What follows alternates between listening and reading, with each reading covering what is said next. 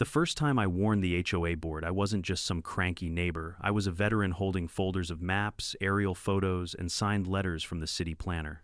I told them plain as day, if you cut a road through my wetlands, the water will rise and take it back. They smirked, waved me off, and poured their asphalt anyway. They thought rules, nature, and even karma itself bowed to their board meetings. But wetlands don't negotiate, and storms don't ask for permission. The night the flood came, the road didn't just crack, it vanished, swallowed whole, as if the land was laughing at their arrogance. And in that moment, every denial, every fake smile, every smug "thank you for your input" collapsed with the pavement. Before we dive into this wild story, tell me where you're watching from and what time it is right now. I love seeing how far these HOA tales travel. And hey, if you enjoy a good dose of drama, revenge, and poetic justice, make sure you subscribe. This is one HOA story you won't want to miss. I still remember the smell of damp earth clinging to my boots that evening when I walked into the community center. The HOA board was seated in a perfect row, papers stacked neatly, water bottles aligned, and that smug little air of authority hanging in the fluorescent lights. Karen, the president, sat in the middle like a queen bee, her pearl earrings glinting each time she shifted in her chair. I wasn't there to play nice. I had a folder under my arm, maps printed in color, aerial photos of the floodplain, and a city planner's letter warning against any construction through my wetlands. It wasn't opinion, it was law. It was science. It was common sense. When they called my name, I stood and spoke in a steady voice. "If you build that road," I said, pointing to the red circled lines on the photos, "it will flood. Not maybe, not someday. It will. And when it does, it won't just wash out your pavement. It'll back water into culverts, crack retaining walls, and damage homes. You'll have lawsuits stacked higher than this table." Karen smiled politely like I was a child speaking out of turn. "Thank you for your input, Mr. Halstead. Your time is limited to 3 minutes. Please don't repeat points from last month." The room chuckled faintly, some residents hiding their grins behind coffee cups. I wanted to scream. Instead, I kept my jaw locked. My 3 minutes were up, but the truth didn't have a timer. "You ignore this land at your own risk," I muttered as I sat down. No one looked at me. No one cared. A man in the back scrolled on his phone. A woman whispered about her lawn service.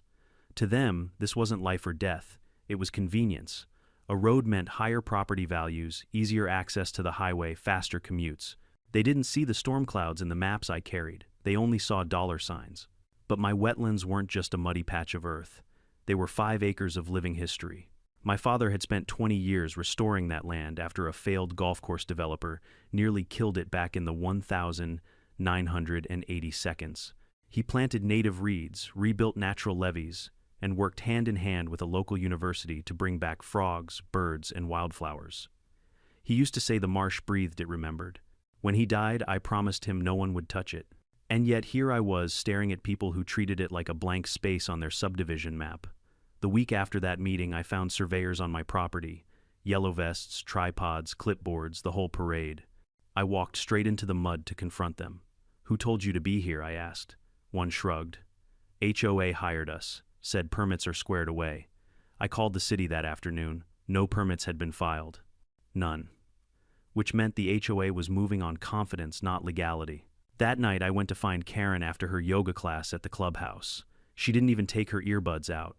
Just smiled that infuriating smile. "The board believes this road will benefit everyone. Don't be so territorial." Territorial, the word stung like a slap. I'd defended land overseas, worn camouflage, carried rifles through dust and fire. Now here I was, fighting to defend mud and reeds, and she dismissed it as me being territorial. Arrogance like that has a way of planting seeds. Seeds that don't sprout until the rain comes. Within days, gravel trucks were rolling in. They poured stone across the wetlands like it was theirs to carve. I documented everything: photos, timestamps, drone footage. I even saved soil samples in jars, each one proof of what they were killing. The marsh screamed in silence, birds scattered, frogs, went mute, water began pooling where it never had before. I wasn't naive. I knew this wasn't just incompetence. This was power. Karen's brother-in-law worked for the zoning committee. Another board member golfed with the mayor's aide. They weren't just ignoring me, they were daring me to fight back. And the truth, I was ready. That's when I met Rivera, my neighbor 3 lots down. Retired schoolteacher, walked with a cane and carried a memory sharper than any archive.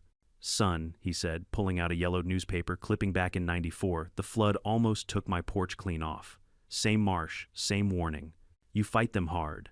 That land remembers. I took the clipping, scanned it, and added it to my growing arsenal. But each time I spoke at a meeting, I was met with the same silence, the same rolling eyes. People just wanted their HOA fees low and their lawns neat. The wetlands, too abstract, too inconvenient. Then came the glossy newsletter. A smiling photo of Karen, shovel in hand, standing on what used to be my marsh. The headline, Community Access Road Brings Progress to Whispering Pines. Progress. That was their word for butchery. They even added a tagline, Bridging Our Future Together. The only bridge they built was between arrogance and disaster. And I knew deep down disaster was already on its way. Karma doesn't knock politely, it waits, it watches, and when the moment comes, it hits harder than any gavel Karen ever slammed in those meetings. The sound of engines woke me before sunrise. At first I thought it was the garbage trucks making their usual rounds, but when I stepped out onto my porch, the truth roared into my chest. Bulldozers, excavators, cement mixers lined up in a convoy at the edge of my wetlands. The sky was still gray, mist rising from the marsh, and there they were, giant yellow machines like invaders stomping across land that wasn't theirs. I pulled on my boots so fast I didn't even lace them. The mud clung thick and sucking, but I pushed through until I reached the first bulldozer. "You're trespassing," I shouted. My voice cracked through the morning air, but the machines didn't stop. A man with a clipboard finally waved the driver down and walked toward me with that bureaucratic smirk. "Sir, take it up with the HOA. We have authorization." "Authorization," I snapped. "From who?" "Because the city told me no permits were filed." He shrugged. "We've got stamped documents." "Looks official enough." I demanded to see them. He held up a laminated sheet with a faint stamp in the corner. The moment I laid eyes on it, I knew something was wrong. Wrong font, wrong format. I dealt with enough paperwork in the military to spot a forgery. My stomach churned. These people weren't just careless. They were bold enough to fake permits. I didn't lunge. That's what they wanted for me to swing, to give them an excuse to paint me as the angry vet. Instead, I pulled out my phone and filmed. Every machine, every worker, every tire-crushing reeds my father had planted by hand. When I walked back to the house, I dialed the city planner's office. A young clerk answered, sounding groggy. "No," he confirmed, tapping keys. "There are no permits on file for construction at your parcel. None." He paused. "If they're claiming otherwise, you should contact enforcement." I already had. But enforcement was buried under bureaucracy, and the HOA knew it. They thrived in that space between action and accountability, where arrogance lived unchecked. By noon, the first layer of gravel had been dumped, cutting a gray scar across the marsh. Frogs leapt blindly from the rumbling birds, scattered in panicked swarms. My land was bleeding, and the board called it beautification. That night, I drove past the clubhouse. Through the glass doors, I saw Karen hosting a community update session. There she was, standing in front of a poster board that read, "Green Path Initiative, a step toward togetherness." Residents nodded along, sipping lattes, clapping politely. She spoke like a politician. This pathway isn't just a road, it's a future of unity and progress. I parked across the street, fists clenched around the steering wheel. My wetlands weren't a metaphor. They were a living ecosystem with legal protections the board was trampling. The next day, I cornered Karen in the parking lot. The morning sun caught her tortoiseshell glasses as she adjusted them with calculated calm. "Karen," I said, my tone steady but sharp, "you know this is illegal. You know that road will flood." She didn't even flinch. "The board believes this will benefit everyone." "Stop being so territorial." That word again, territorial. As though defending your home, your father's legacy, made you petty. I wanted to laugh in her face. Instead, I recorded her response, my phone tucked subtly in my palm. Later that afternoon, I emailed the Department of Environmental Compliance. I attached soil samples, drone photos, the forged permit, and now Karen's dismissive words. Their reply was polite but hollow. "We'll review your case." Given current priorities, response may be delayed. Delayed. That's the poison word HOA boards count on. But I wasn't done. I set up motion-triggered cameras along the property line.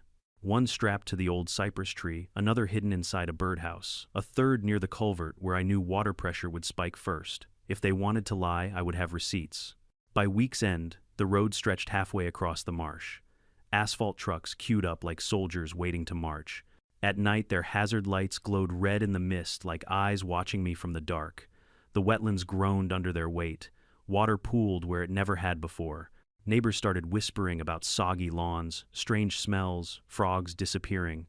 I knocked on doors one by one. Most brushed me off, but a few listened.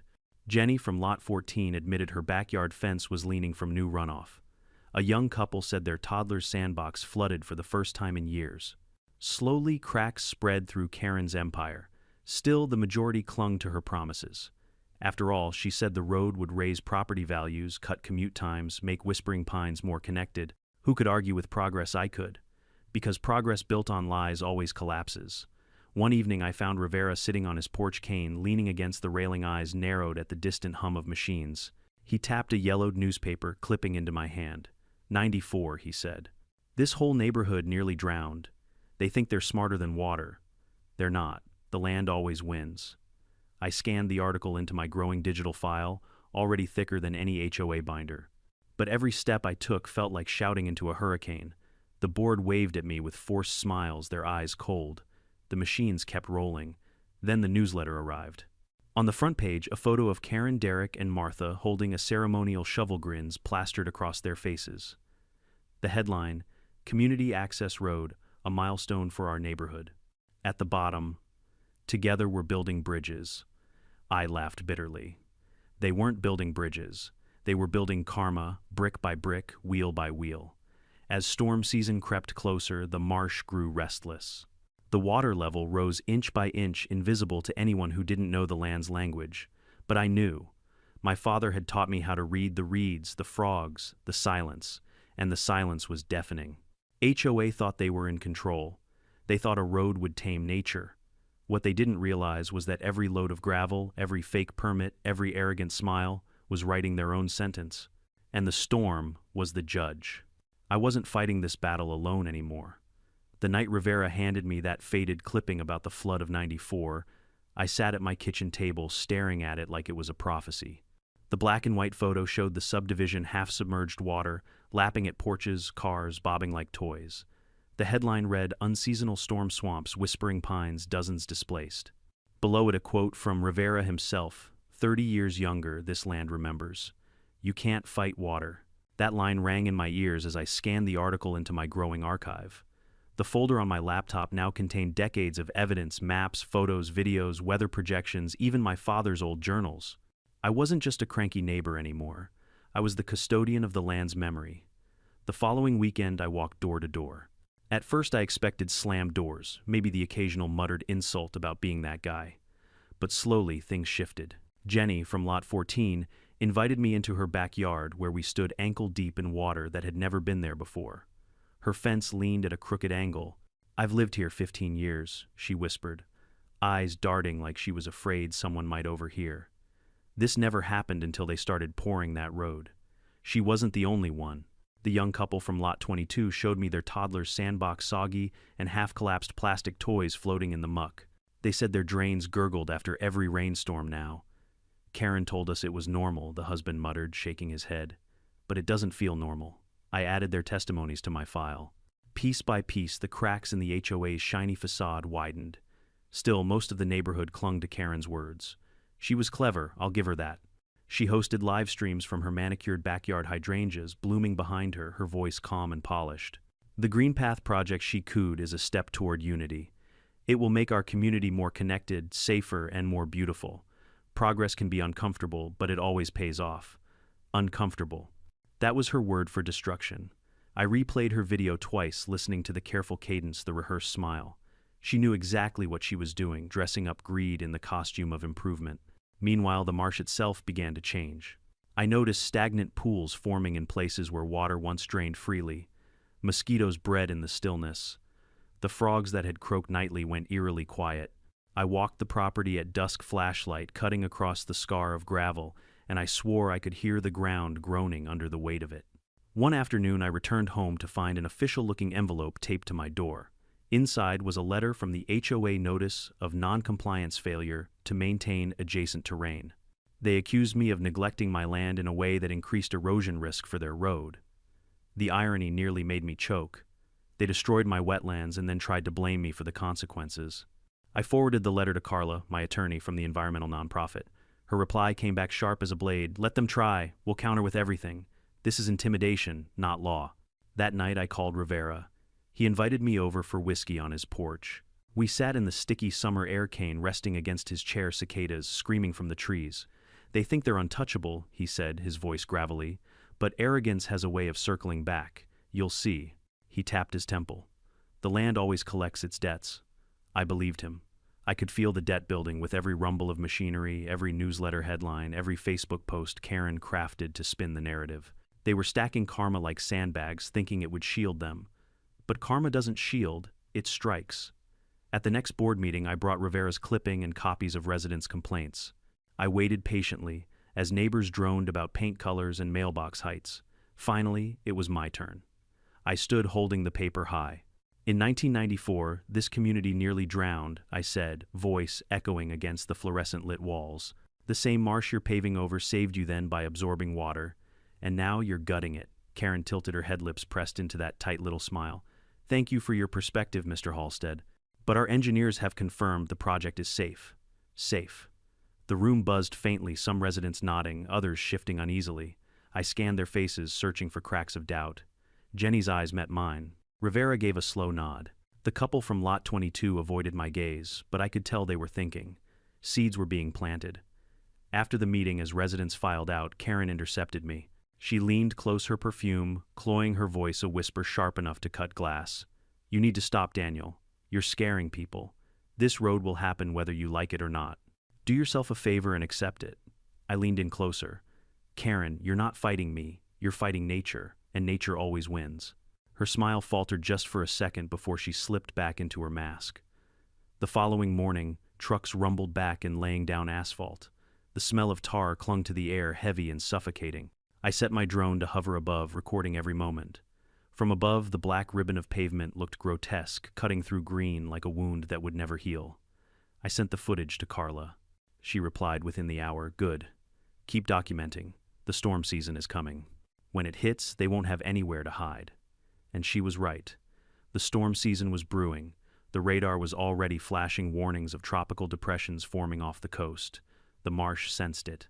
I could feel it too, a restless electricity in the air, like the land itself was holding its breath. The board thought they'd won. They thought my silence at meetings, my quiet filming meant I was beaten. But they didn't understand. I wasn't fighting for applause or for headlines. I was fighting for the inevitable. Because history has a way of repeating itself. And karma doesn't need my help. It was already coming, carried on dark clouds gathering far out at sea. By late August, the air itself felt heavy. You could taste the storm before it even formed. Humidity clung to every breath, and the cicadas screamed louder than usual, like they too sensed what was brewing offshore. The weather reports confirmed my gut, a tropical storm forming in the Gulf, one that could swell into something nastier. For me, it wasn't fear, it was inevitability. I'd seen this before in uniform and out. The land always keeps receipts, and when the sky opens, debts get collected. The HOA, of course, played their usual game. A glossy newsletter landed in every mailbox with a headline in bold green font, "Stay calm and carry on, our road is ready." The article underneath, written by none other than Phil, the newsletter chair, reassured residents that the new drainage ditches and culverts were engineered to withstand seasonal rainfall. It even included a photo of Karen standing with her arms folded in front of the asphalt, wearing a beige cardigan and that smug grin like a queen presenting her castle. I nearly laughed when I read it. Engineered, they hadn't even filed permits. The culverts they bragged about were nothing more than cheap pipes jammed beneath fill dirt. Any soldier with half a brain could tell you the first surge of real water would rip them out like loose teeth. I wasn't just watching, though. I was preparing. My cameras were in place, one strapped to the cypress tree my father had planted, another hidden in a birdhouse near the culvert, and a third angled from my own roof. I tested the feeds every night, checking timestamps, sharpening my evidence. My garage was lined with jars of soil samples, each one labeled with date and location. If they wanted a courtroom battle, I was building my arsenal piece by piece. But something else was happening. People were starting to whisper. Jenny from Lot 14 posted a photo on the neighborhood Facebook group, her yard flooded ankle deep after a modest rain. "Never happened before the road," she wrote. Replies flooded, in some sympathetic, others parroting Karen's line, "It's just storm season, don't panic." Then Rivera chimed in, his words cutting sharper than mine ever could. "This land has flooded before. It will flood again. Pave over nature, and you'll pay." He attached a scan of his old newspaper clipping from 1994. Dozens of likes popped up under his comment, many from people who usually stayed silent. Karen tried to regain control with a live stream. I watched from my laptop, shaking my head. She had staged it perfectly, hydrangeas blooming behind her pearl earrings, gleaming voice, calm as a pastor. "Friends and neighbors," she said, "I know some of you are nervous. Change is always unsettling. But rest assured, our engineers and contractors have followed every guideline. This road is not just safe, it's a gift to our community. Safe, gift, progress." She weaponized language like armor. But words don't hold back water. That night clouds gathered thick over the horizon. I walked the marsh with a flashlight, the beam cutting across the scar of asphalt. Already the road looked wrong, slightly sunken in the middle, water pooling where it should have drained. Frogs croaked half-heartedly, then fell silent. The silence chilled me more than the storm clouds. The next day, the storm warning escalated. The National Weather Service issued an advisory: tropical storm likely to make landfall within 48 hours. The county sent alerts about possible flash flooding. And the HOA. They sent another email blast with the subject line, "Whispering Pines Flood Plan Update." I opened it, half curious, half dreading. Inside it boiled down to this: "Our drainage system is sufficient. Remain calm. Sandbags will be available at the clubhouse if necessary." Sufficient. I wanted to drive down to the clubhouse and shove a jar of marsh water into Karen's manicured hands. Instead, I forwarded the email to Carla, my attorney. She replied quickly, "Good. Keep everything. This shows negligence." Meanwhile, the community itself was splitting. I saw it in the glances at the mailbox kiosk, in the hushed conversations on sidewalks. Some people avoided me, clutching their newsletters like a Bible. Others leaned in close, whispering, "I think you're right." The water's rising faster than usual. The tension boiled over at the next board meeting. The storm clouds outside pressed against the windows, rain already hammering down. The room was packed, damp jackets clinging to chairs, umbrellas dripping in the corner. Karen sat at the center of the table, clipboard in front of her, pearls gleaming under the fluorescent lights. Derek leaned back in his chair like he was at a backyard cookout, not a potential disaster briefing. Martha shuffled through agenda packets, pretending everything was normal. The meeting opened with minor complaints: tennis courts closed too long, someone upset about garden shed paint colors. Then Jenny stood, her voice shaking. She held up a photo of her backyard, water swirling around her kid's swing set. "This," she said, "is 6 inches of standing water from this morning. That never happened before." Karen tilted her head, wearing sympathy like perfume. "That's likely due to the new drainage redirect. Perfectly normal during seasonal rain." Jenny looked straight at me. "You warned them, didn't you?" I nodded. The room buzzed. Rivera rose, next cane thumping against the floor. "I lived through the '94 flood. I saw what happens when you block water. It always wins. It nearly took my house then. And you fools are building right into its path." His voice cracked with age, but cut sharper than any gavel. Karen's smile tightened. "We appreciate your perspective, Mr. Rivera, but our engineers—" "No," I interrupted, standing slowly. All eyes turned to me. My voice was steady, my chest tight. "You ignored legal documents. You ignored the city planner's warning. You ignored an environmental impact report. And now the rain's here, and you want to act surprised. This isn't engineering. This is arrogance." Murmurs filled the room. Derek scoffed, waving a hand. "You're exaggerating. We've had storms before." I reached into my satchel and unfolded a map. "This is a flood zone chart from the county planning office. It shows exactly where the surge path runs, and your road sits dead center." I turned to the crowd. "Do you understand what that means? When the water comes, it won't go around. It'll go through. Into your homes. Into your streets." The room shifted. People whispered uneasy, some nodding, some pale-faced. Karen slammed her gavel. "This meeting is not a trial. We are here to provide updates, not incite fear." I locked eyes with her. "You should be afraid, because if even half of this storm hits us tonight, your road won't hold, and neither will your excuses." A clap broke the silence. Then another. Soon a ripple of applause filled the room, not loud, but enough to make Karen flinch. She banged her gavel again, face flushed. "This meeting is adjourned," she snapped, rising so quickly her chair toppled behind her. The room dissolved into chaos. People shouted over each other, demanding answers. Some surged toward the board table. I slipped out the side door, rain slapping my shoulders like needles. The storm had arrived. Driving home, the wipers barely kept up. Gutters overflowed, streets shimmered with running water. By the time I pulled into my driveway, a thin stream was already trickling along the edge of my property. I grabbed my flashlight and walked the perimeter of the marsh. The new road glistened under the downpour, water pooling on its surface, refusing to drain. The frogs were silent.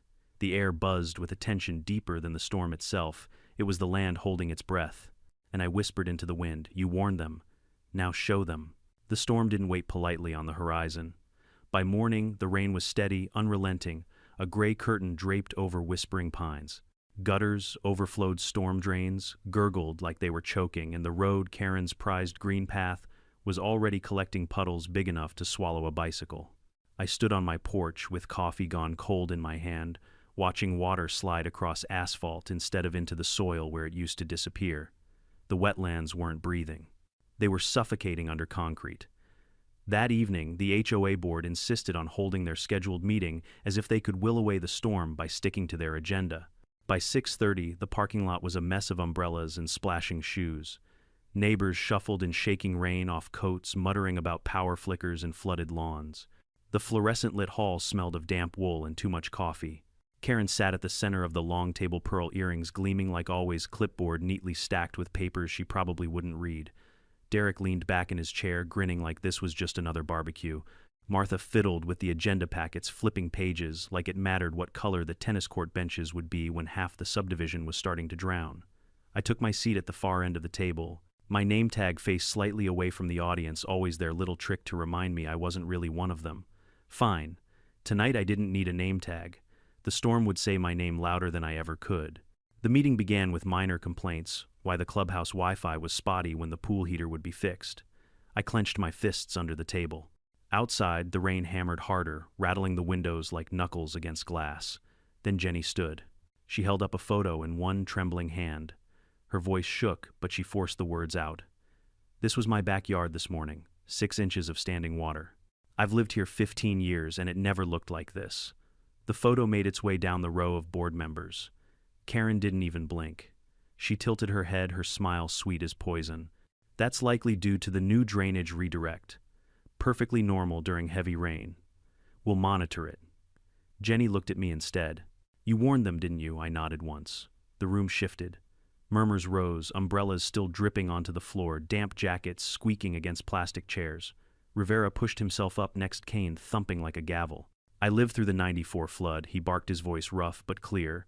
"You can't pave over water and expect it to behave. That marsh saved us then. You've crippled it now. The land remembers whether you fools do or not." His words hit like thunder. Neighbors glanced at each other uneasy, some nodding, some frowning. Karen cleared her throat pearls, bobbing with the motion. "Thank you, Mr. Rivera.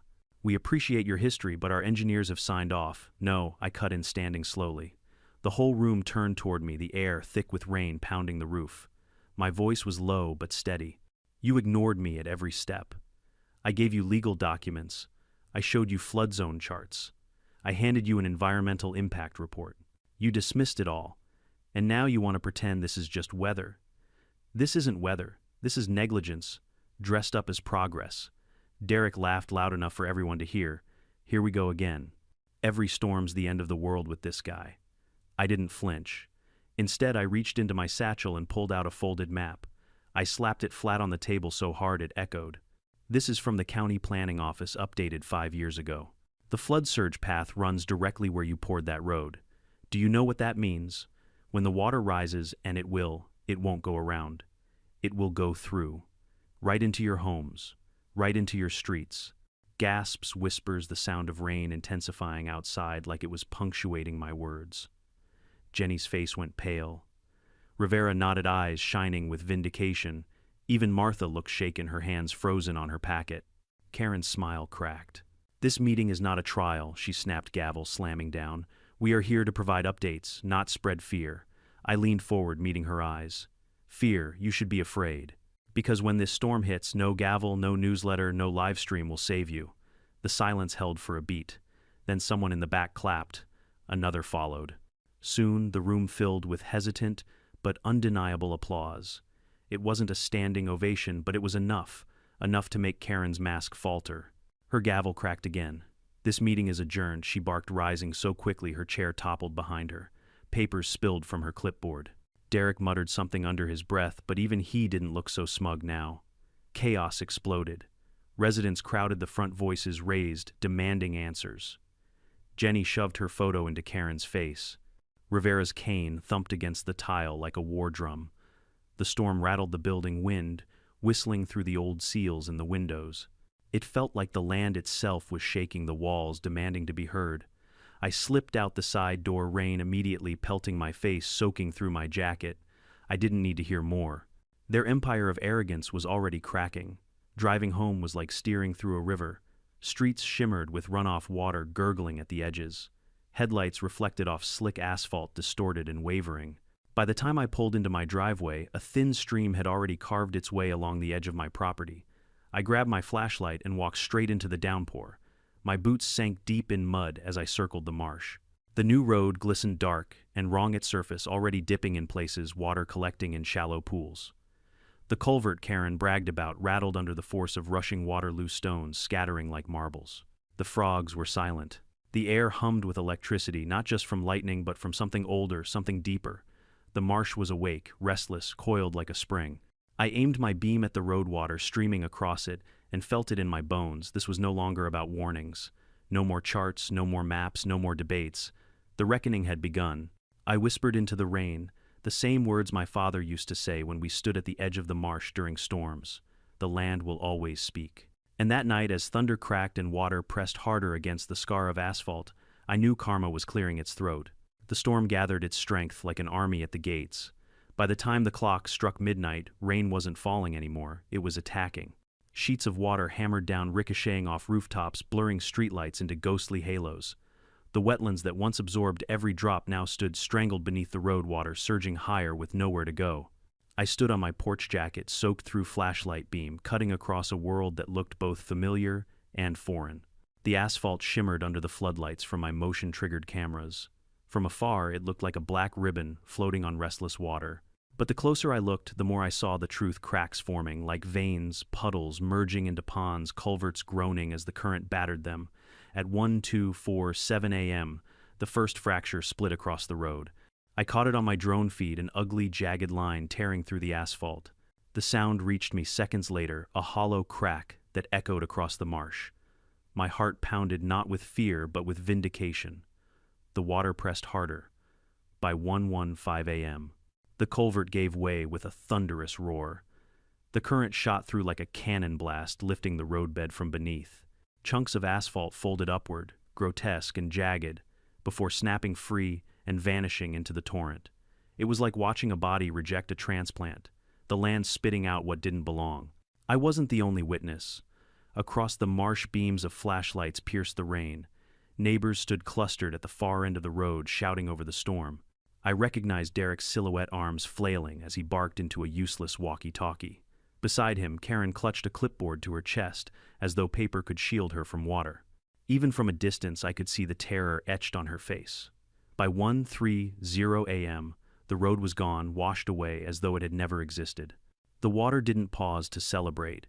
It surged into the subdivision, rushing down Ridge Hill Drive, flooding yards and swallowing fences. Retaining walls crumbled like sandcastles. I sprinted along the edge of the wetlands, my flashlight catching glimpses of chaos, a plastic playset floating past garbage bins, spinning like toys, a neighbor screaming as his sump pump failed. The frogs remained silent. The land spoke in water now, and it was merciless. At 1:45 a.m., headlights cut through the storm. 3 unmarked county trucks arrived, hazard lights flashing red and orange against sheets of rain. Men in reflective rain gear jumped out shouting orders. One held up a badge as Karen rushed toward him, soaked and trembling. "You can't just storm in here," she yelled. "This is private property." The man didn't flinch. "Ma'am, we've received credible reports of illegal construction, environmental violations, and now infrastructure collapse. This is a county matter." Karen sputtered her words, drowned by thunder.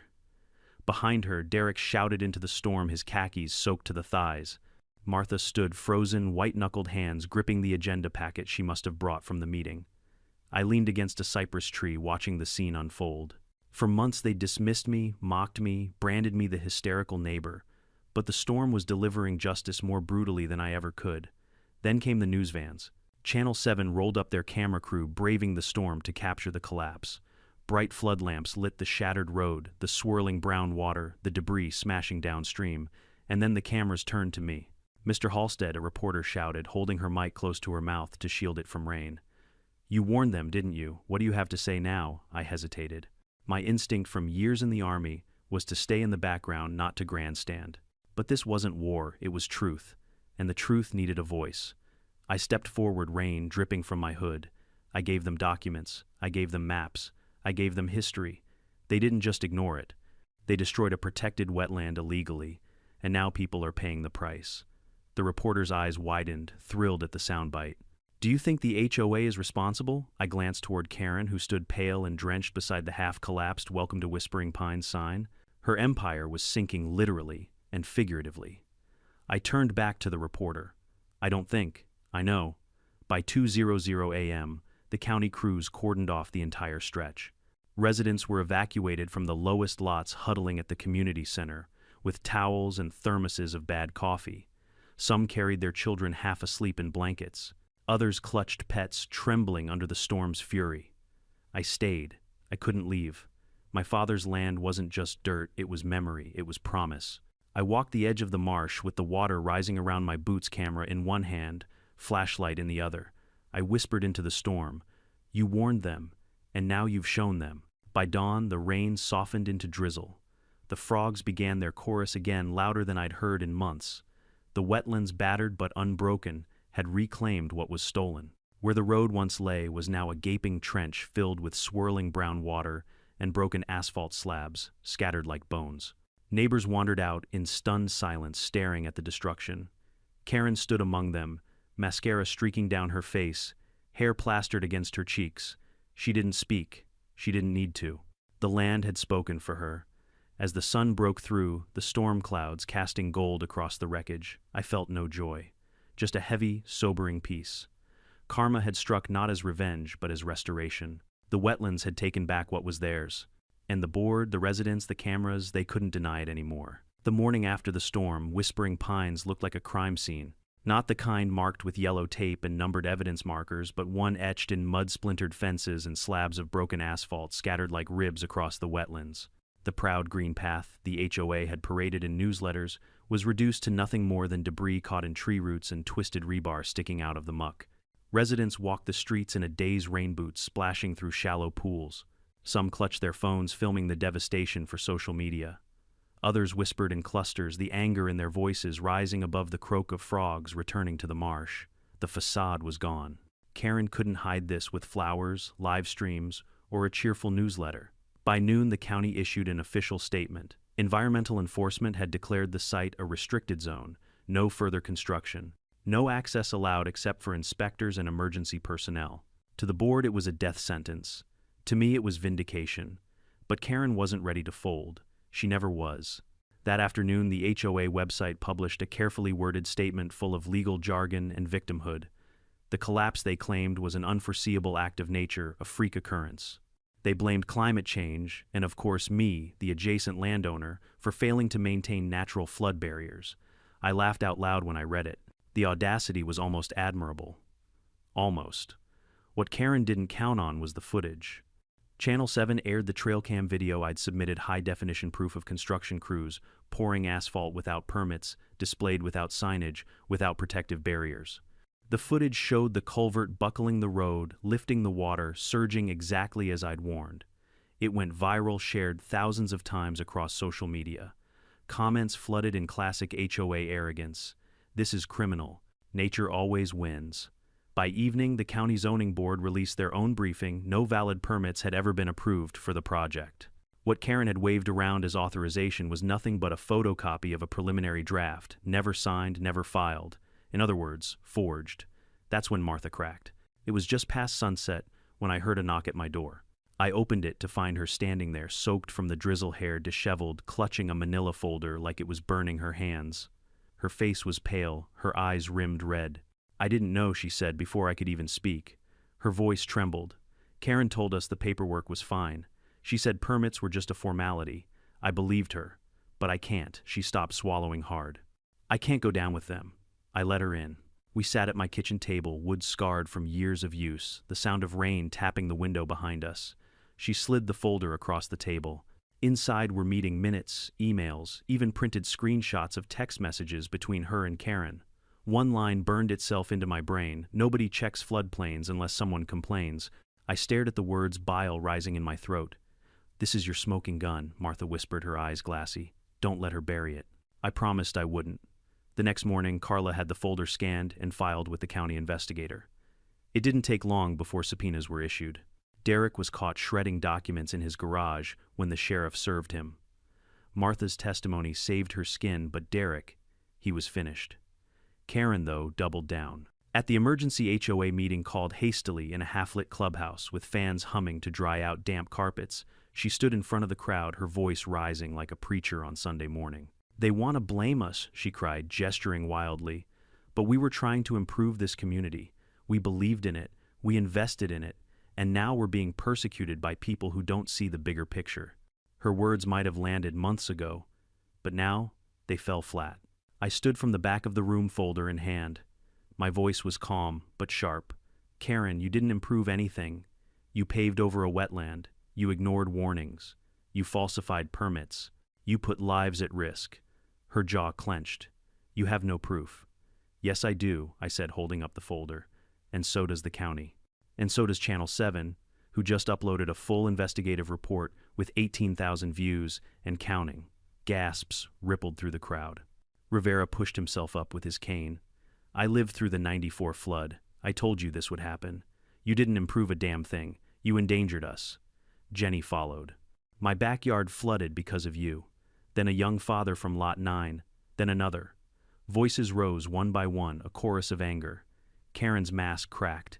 She shouted about conspiracies, vendettas, witch hunts. Her voice shook, her hands flailed. And then when someone demanded to know what happened to the HOA reserve funds, she snapped. "This is all his fault," she screamed, jabbing a finger at me.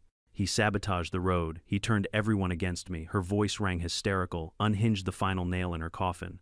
The room erupted, residents shouting over each other. "Resign," one voice yelled. "Get her off the board," another cried. "I didn't stay to watch the vote. I didn't need to." The outcome was already written in the mud outside.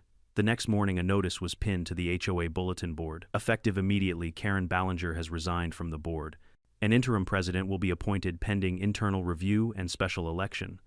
Below it was a list of county violations under investigation: forged permits, environmental destruction, property encroachment. I read every line twice. Then I walked to the edge of the wetlands. The cypress trees still stood, reeds bent under the weight of raindrops but swayed upright again. The frogs sang louder than ever, their chorus drowning out the silence Karen left behind. The empire she built on arrogance had collapsed faster than the road itself. But I knew this wasn't the end. Not yet. The law had teeth, and soon it would bite. The weeks that followed Karen's resignation felt surreal, like the neighborhood itself was holding its breath. For years, Whispering Pines had moved to the rhythm of her iron-grip newsletters, written like sermons, meetings controlled like courtrooms, neighbors too afraid or too apathetic to speak up. Now the silence was different.